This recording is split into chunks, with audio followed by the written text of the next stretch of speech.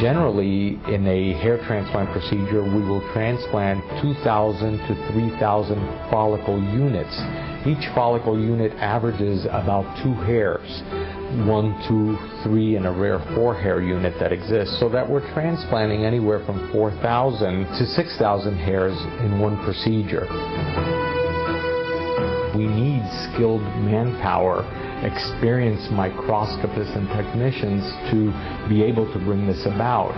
The training of that type of a staff is key, and in my office there's only one thing that takes place: hair transplantation.